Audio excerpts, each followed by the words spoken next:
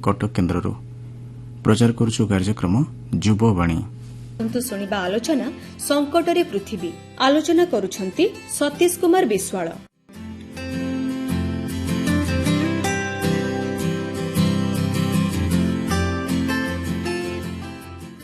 31 मार्च 2021 अपराह्न आकाशवाणी कटक रे पारादीप रे कार्य करुथुबा जणे इलेक्ट्रिकल इंजीनियर साक्षात्कार देउथला। परिवेश सुरक्षा तथा सबुजिमा पई से प्रधानमंत्री द्वारा संवर्धित होइतिले। से निजर समस्त दरमा को केवल वृक्षरोपण रे व्यय करुछंती। वृक्षरोपण परि महत् कार्य पई तांकर त्याग और निष्ठा प्रत्येकंक पई एक दृष्टांत। एई कथाटी सुनुथला बेले मु मने मने भाबुथली, सतरे जदि प्रत्येक गाँ रे किछि किछि युवक एई कथाटी निज जीवन रास्ता रे अनुकरण करन्ते, तेबे आम गाँ, आम अंचल, आम राज्य और देश स्वर्ग रे परिणत होई जानता। एबे मानव और जीव जगत पई सबुठारु बड़ समस्या होइछि विश्व तापन और जलवायु परिवर्तन। ततला कड़ेई परी पृथ्वी उत्तप्त रहितबा परी मने होउछि। पृथ्वीर सबु माधुर्य विलुप्त होई जाउछि। तार परिवेश, पहाड़ पर्वत, नदी झरणा, पशु पक्षी और मनीष पणिया थिबा मनीषंकु नै पृथ्वी रे मिलुथला स्वर्ग सुख। एई स्वर्ग सम पृथ्वी रे मोटरसाइकेल पंक्चर हवा को आउ कंटार आवश्यक हेउ नै। पिचुर गरम को टायर संभाली पारुनी। ततला पिचु उपरे जाउथबा मोटरसाइकेल आपे आपे पंक्चर होई जाउछि। केवल प्रचंड रौद्रताप पई रास्ता घाट एबे जनशून्य होई पडुछि। जनशून्य दुर्विष होई पडिछि। दिन रे आकाशरु सते जेमिति निया बर्षुछि। बाबू माने सिना एसी गाड़ी एवं एसी मेसिन चलीथिबा कोठरी रे रही निजर कार्य करूछंती, हेले गरीब लोकंक जीवन यात्रा असह्य जंत्रणा कबलित। ए क्षेत्र रे ईश्वर भी असहाय होई पड़िथिबा परि मने होउछि। आगकु समय आसुछि जेतेबेले एसी भी काम करिवो नाही। गरीबंक हाडरे प्रचंड रौद्रतापकु संभाली नेबार दक्षता थिबो, हेले एसी भितरे रहउथबा धनी लोक किंतु बंची रहिबा कष्टकर होई पड़िबो। प्रकृति निकटरे विज्ञान केते असहाय ताहा बड़ बड़ वैज्ञानिक माने भी बुझिचंती।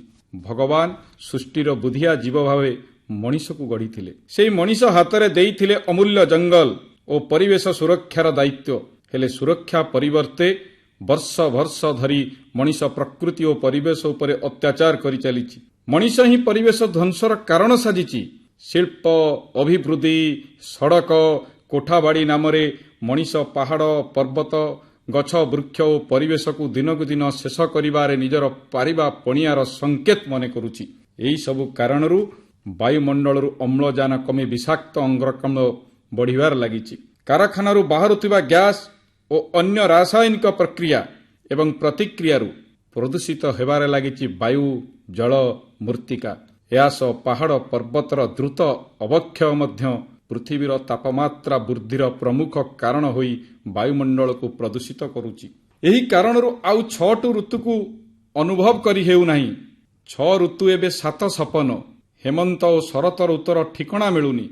आम परपीढ़ी एई 2 ऋतु को अनुभव करि परिबे नाही। कोइलीर कुहुतान शुणी परिबे नाही। शीत भी आस्ते आस्ते हजि जाउची। शीतरे आउ गरम पोशाक दरकार हेउनी किंबा हाड़भंगा शीत को लोके सम्मुखीन होई पारुनांती। आषाढ़ मासरे बेंग बेंगुलींक राब हेउ किंबा गाँ दांडरे कागज डंगा भासीबार मौज धीरे धीरे हजि जाउची। बैशाख ज्येष्ठ कथा दूरे थाउ। वर्षर अधिकांश समय केवल प्रचंड रौद्रताप एवं प्रचंड खरा। बड़ी बड़ी चलीची आकाशरू अग्नि वर्षा परी सूर्य देवंकर किरणर उत्ताप।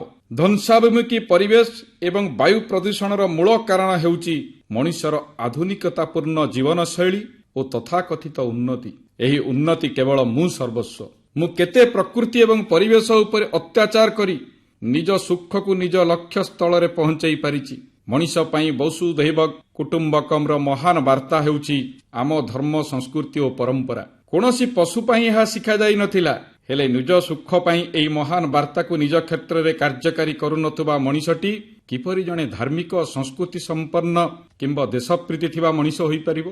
ताहाले मंदिर रे मिछ नडिया बाड़ा, दीप जळाइबा, माइक लगाई भागवत पाठ एवं अष्टप्रहरीर माने कोन? आम संस्कृति तो तुलसी, बेल, अश्वत्थ, साहाड़ा, बर, आंब, अँला, मंदार, निम्ब परी अनेक वृक्ष को देवता सम पूजा करने को शिखाई।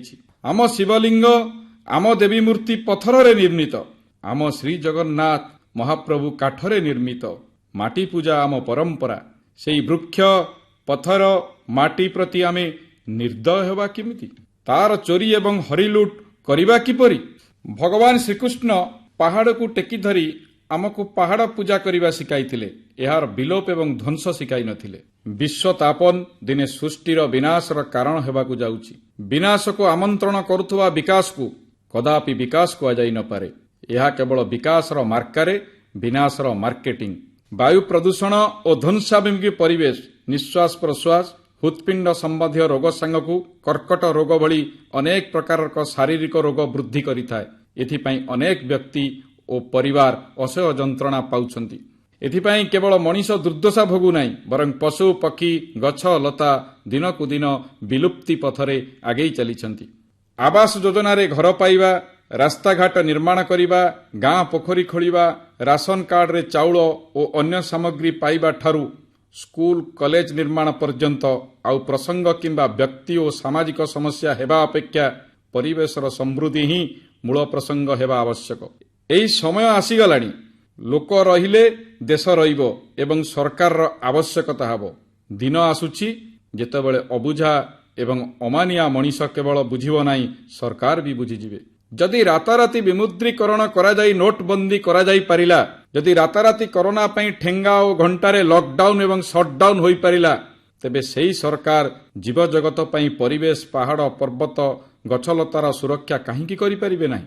ଧ୍ୱଂସାଭିମୁଖୀ ପରିବେଶ କରୋନା ଅପେକ୍ଷା ବି ବିପଜ୍ଜନକ। ଏ କଥାଟି ଆମ ସରକାର ବୁଝିଛନ୍ତି।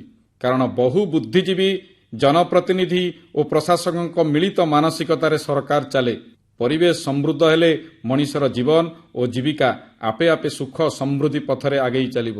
ସୁରକ୍ଷିତ ପାହାଡ଼ ପର୍ବତ ପରିବେଶ ଗଛଲତା ଦ୍ୱାରା ମାନବ ସମାଜର ଅର୍ଥନୈତିକ ବିକାଶ ହୋଇଥାଏ, ହେଲେ ଏହାର ତତ୍କ୍ଷଣାତ୍ ଫଳ ମଣିଷ ପାଇନଥାଏ। ଏହି ପରିବେଶର ସମୃଦ୍ଧି ଯେପରି ଦୀର୍ଘମିଆଦୀ କାର୍ଯ୍ୟକ୍ରମର ଫଳ, ସେହିପରି ଏଥିରୁ ମଣିଷ ମଧ୍ୟ ଦୀର୍ଘମିଆଦୀ ଫଳ ପାଇଥାଏ। ତେବେ ଏ କଥାକୁ ଆମେ ସମସ୍ତଙ୍କୁ ସ୍ୱୀକାର କରିବାକୁ ପଡ଼ିବ ଯେ ମଣିଷର କାର୍ଯ୍ୟ ପାଇଁ ପରିବେଶ ଧ୍ୱଂସାଭିମୁଖୀ ଏବଂ ପରିବେଶ ଧ୍ୱଂସାଭିମୁଖୀ କାରଣରୁ ସଙ୍କଟରେ ପୃଥିବୀ। ହଁ, ସଙ୍କଟରେ ପୃଥିବୀ।